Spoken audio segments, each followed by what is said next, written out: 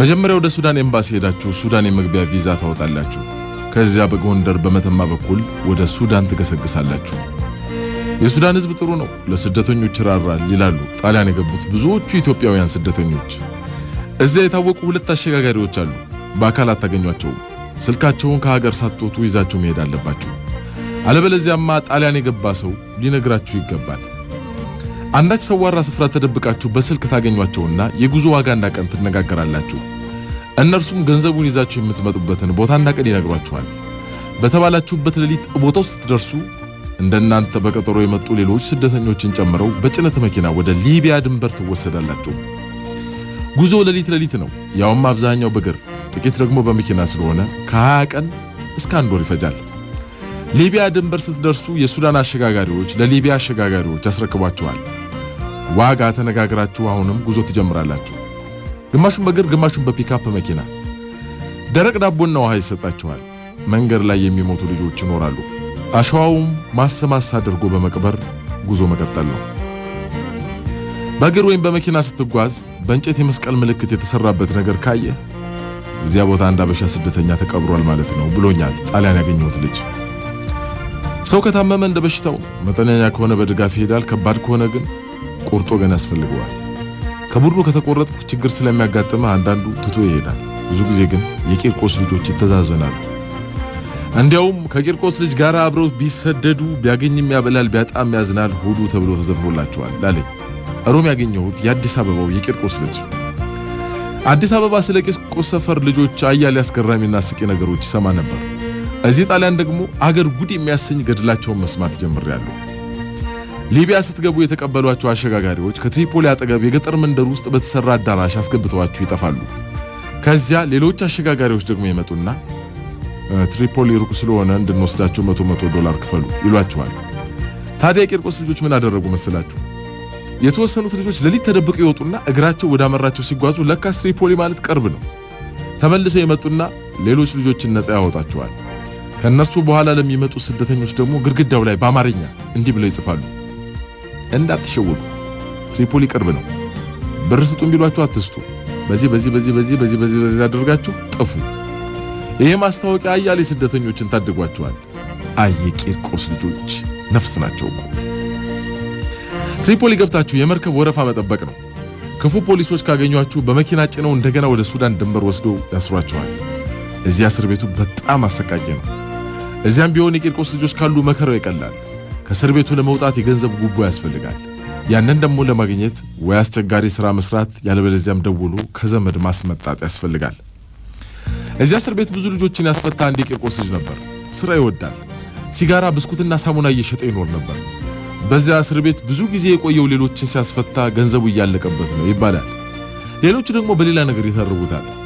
ልክ ከእስር ቤቱ ሊወጣ ሲል በር ላይ ሲደርስ ማለት ነው አንድ ሲጋራ አለህ የሚል ግዢ ሲመጣ ለርሱ ሊሸጥ ሲመለስ እዚያው ይቀራል። እኔውም አንድ ጊዜ ባጠር ዘሎ እንዲወጣ ሁሉ ነገር ተስተካክሎ ነበር አሉ። ከዛ ሊዘል አንድ እግሩን እንዳነሳ ከታች አንድ ሲጋራ ይኖርሃል ተመልሶ ወረደ ቀረ። በቤንጋዚ ወደብ አሻጋሪዎችና ተሻጋሪዎች አይገናኙ።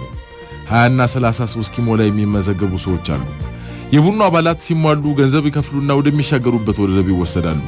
የመሻገሪያዋ ጀልባ ብዙ ጊዜ ከቆርቆሮና ከእንጨት የምትሰራ ናት።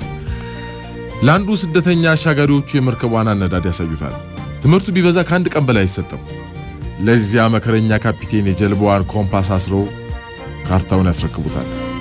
ምግብና መጠጥ ይጫናል። እንደ ጀልባዋ ስፋት ከ20 እስከ 30 ስደተኛ ይሳፈራል። በሌሊት የጣሊያንን መብራት በሩቅ እያዩ ጉዞ ይጀመራል። አሻጋሪዎቹ ጀልባዋ ስትነሳ ይመለሳሉ። ከዚያ በኋላ እዳው የስደተኞቹ ነው።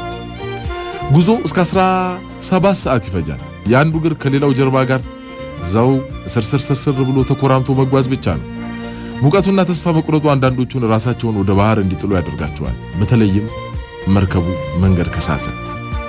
የሚያስጎበኘንን የቂርቆስ ልጅ ለምንድን ነው ግን ጣሊያን ውስጥ የቂርቆስ ሰፈር ልጆች የሚበዙት? እንዲያውም ሮም ውስጥ የቂርቆስ ልጆች ብቻ ያሉበት አንድ ህንጻ አሳይተውኛል አልኩና ጠየቁት። ምናልባት የሱዳን ኤምባሲ ሰፈራችን ውስጥ ስለሆነ ይሆናል በሱዳን በኩል እያቋረጥን የመጣ ነው ነገር ብሎ ቀለደ። ቆይ ግን ለመንገዱ ብዙ ዶላር ያስፈልጋል ሲባል ነበር የምሰማው፣ እንዴት ነው ጉዳዩ አልኩት። ቂርቆስ የደሃ ሰፈር ነው ብለው ስማችንን ያጠፉት እኮ የቦሌ ልጆች ናቸው። በእናት እነሱ አውሮፕላን ሲያዩ ስለሚውሉ የገዙ እየመሰላቸው እኮ። እንደውም እኮ መንግስት ሀብታም ገበሬዎች ብቻ ሳይሆን እኛንም መሸለም ነበረበት። ገባ? የመረጃ እጥረት ስላለው እንዴት? እስኪ ተመልከት። እኛ የቂርቆስ ልጆች የመንግስት እጅ ሳንጠብቅ አነስተኛ ጥቃቅን ምናምን ሳንል ራሳችንን በራሳችን ረድተን እዚህ መድረሳችን አያሸልምንም እንዴ? ሀብታም ገበሬዎች ራሳቸውን ቻሉ እንጂ የህዝብ ቁጥር እኮ አልቀነሱም። ገባ? እኛ ግን ራሳችንንም ቻልን፣ ከሀገር በመውጣታችን ደግሞ የህዝብ ቁጥር ቀነሰ። አየህ፣ ከዚህ በላይ ምን የሚያሸልም ነገር አለ? አየህ፣ እኛ እንደ ቦሌ ልጆች ጂኦግራፊን በቲቪ ሳይሆን በተግባር ነው የምንማረው። ገባ? ቀልደኛ ነው ባካ። ደሞ እኮ ይኸውልህ የአባቶቻችንን ደም የመለስን እኛ ብቻ ነን ቂርቆሶች። እንዴት? የምን ደም? ጣሊያን ባህር አቋርጦ ሀገራችንን ወረረ። እኛ ደግሞ የአባቶቻችንን ደም ለመበቀል ባህር አቋርጠን ሀገሩን ወረር ነዋ። አንተ ቂርቆስ እኮ የጀግና ሰፈር ነው። እውነት ግን ቆይ ለምንድን ነው የቂርቆስ ልጆች ይዘህ በዛችሁት? ይኸውልህ ምን መሰለህ፣ ይህንን በረሃ ለማቋረጥ ከ2 እስከ 3 ወር ይፈጃል። ገባ? የገንዘብ የምግብ የውሃ ችግር አለ። ካልተዛዘንክ በቀር ይህንን በረሃ ልታልፍ አትችልም። እኛ ደግሞ ከልጅነታችን ተዛዝነን መሮን ለምደናል። ስለዚህ የተደጋገፍከ መጓዝ ነው። ያው እንግዲህ ባህር ኃይልም አየር ኃይልም እየመጣ ይቀጥላል። እንዴ የቀድሞ ወታደሮችም ይመጣሉ እንዴ? አይ እነርሱ እንኳን አይደሉም። በአውሮፕላን ጣሊያን የገባው ስደተኛ አየር ኃይል ይባላል። በባህር የገባው ደግሞ ባህር ኃይል ይባላል። ታዲያ አየር ኃይሉ ባህር ኃይሉን ይንቀዋል። ገባ እንዴ? ለምን? ያው መከፋፈል ለምዶብን ነዋ። አታይም? መንገድ ላይ እንኳን ጉስቁል ያለ አበሻ ካዩ ሰላም አይሉም። ጣሊያኖች እንደሆኑ አየር ኃይልም ሆንክ ባህር ኃይልም ሆንክ ሚኒስትር አያደርጉ። ሁሉም ያው ሲኞራ ቤት ነው የሚሰራው። እንዴ ሲኞራ ቤት ነው ምንድን ነው? ሰው ቤት ተቀጥሮ ነው የሚሰራው ለማለት ፈልጌ። እዚያ ብዙ አበሻ እንደዚያ ነው የሚሰራው። ያውም ለሴቶች እንጂ ለወንዶች ስራ አይገኝም። ድድ ስታሰጣ መዋል ነው ባክ። ግን ምን ላይ የኖርክ ድድ ታሰጣለህ? እዚያ አበሻ ከድንኳን ሰባሪነት ወደ ህንጻ ሰባሪነት ተሸጋግሯል ባክ። እንዴት ነው? ያንን ሁሉ በረሃ አቋርጠ ባህር ሰንጥቀ ጣሊያን ስትገባ ምንም ነገር አታገኝም። ገባ? ከምግብ በቀር ቤት እንኳን የሚሰጥ የለም። ለተወሰነ ጊዜ መጠለያ ውስጥ ያስገቡና በኋላ ሰርተ ብላ ያሰናብቱሃል። ያን ጊዜ ችግር ውስጥ ትወድቃለህ። አበሻ ታዲያ ይሰባሰብና በልዩ ልዩ ምክንያት የተዘጋ ህንጻ ይሰልላል። የተወሰነ ጊዜ ሁኔታውን ታይታይና 20-30 ሆነ በሩን ሰብረ ትገባለህ። ከዚያ ክፍሎቹን መከፋፈል። የህንጻውን ቤት እናስ ባለቤቶቹ በቃ ይላሉ። ፖሊስ ይመጣል፣ ግርግር ይፈጠራል። የሰው ልጅ ሜዳ ላይ ወድቆ እንዴት ህንጻ ተዘግቶ ይኖራል ብለህ ትከራከራለህ። መቼም የሰው መብት በመጠኑ ቢሆን የሚከበርበት ሀገር ነውና የሰው መብት ተከራካሪ ድርጅቶችም ምናምን አብረው ይጮሃሉ። በመጨረሻ ታሸንፍና ትኖርበታለህ። መብራት ውሃ ምናምን አይቋርጡባችሁም? ብዙ ጊዜ መብራት እንጂ ውሃውን ማቋረጥ ያስቸግራቸዋል። ይኸውልህ የሮም ህንጻዎች የድሮ ህንጻዎች ናቸው። አይታችሁ ከሆነ የውሃ መስመሩ በቀላሉ አይገኝም። መብራቱ ግን ቢቆርጡትም እንቀጥለዋለን። ይኸውልህ እንደውም አንድ ልጅ በዚህ ምክንያት እኮ ስራ አግኝቷል። መብራት በመቀጠል ታላስ ይኸውልህ የቤቱን መብራት ሲቆርጡበት በመንገድ ከሚያልፈው መብራት ሌሊት ቀጠለው።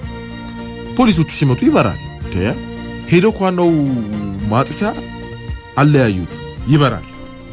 አይተው ስለማያውቁ ግራ ገባቸው። በኋላ ከመንገዱ መብራት መቀጠሉን ሳዩ እንዴት ሊቀጠል እንደቻለ ማመን አልቻሉም። ትተውት ሄዱ። ፏ ብለናል ይወል ልጁም ታዲያ በዚህ ምክንያት ኤሌክትሪክ ሰራተኛ ሆኖ ቀረላል። ገርማል። ሴቶች ሲኞራ ቤት ይሰራሉ አልከኝ፣ ወንዶቹስ ምን ይሰራሉ?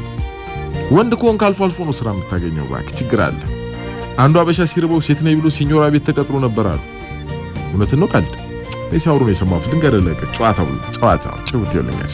እሺ ልጁ ጢም የለው፣ መልኩ የሴት ድምፁ የሴት። እንዲያውም ልጆች በሌላ ነገር ሁሉ ይጠረጥሩታል። ምን ብለው ነው ይጠረጥሩት? ብቻ የለው ምናምን ይልታል ተወሱንና። እሺ እና ጉልበታም ነው። ስራዋን ፉት ጭጭ ነበር የሚያደርጋት። አንድ ቀን የሽንት ቤቱን በር ሳይዘጋው ረስቶት ቆሞ ሽንቱ ሲያንፎለፉል ከፍት ባለ ቤቱ ሲያዩ ቆሞ ፌንት ጠብ ማይበጅ ጠብቀ ነፍሷ ደሞዟን ሳትቀበል ከቤት ወጣ ብን። በኋላ ግን እንደዚህ ያደረገው ስራ ስላጣ መሆኑን ሲኞራው ሲሰማ አድንቆ ካምፓኒ ውስጥ ቀጠረዋል። ይገርማል ባክ። ይሄን የመሰለ ፊልም ግን አይቻለሁ። ሲኮምኩ ይሆናል ኮምክና አይደለም ባክ፣ የሆነ ነው ብለውኛል። እሺ ይሄን ሁሉ ባህር አቋርጦ የመጣ ሰው መጨረሻው ምንድነው? ወይ ትመርሻለህ፣ ወይ ትፈርሻለህ፣ ወይ ትደነብሻለህ። ገባ? ምንድነው መመረሽ? ምንድነው መደንበሽ? ምንድነው መፈረሽ? አልገባኝ። ጣሊያን ለመኖር የሚመጣ የለም። ስለዚህ ትንሽ ገንዘብ ነገር ቆጣጥረ ወደ እንግሊዝ ትሻገራለህ። ይሄ መመረሽ ይባላል። ያለበለዚያ ደግሞ እዚሁ የመኖሪያ ፈቃድ አውጥተህ የተሻለ ስራ ካገኘ ትኖራለህ። ይሄ መፈረሽ ይባላል። ሁለቱ ካልወለደ ደግሞ ትጀዝብና ደንብሸ ትኖራለህ። በቃ ይሄው ገባ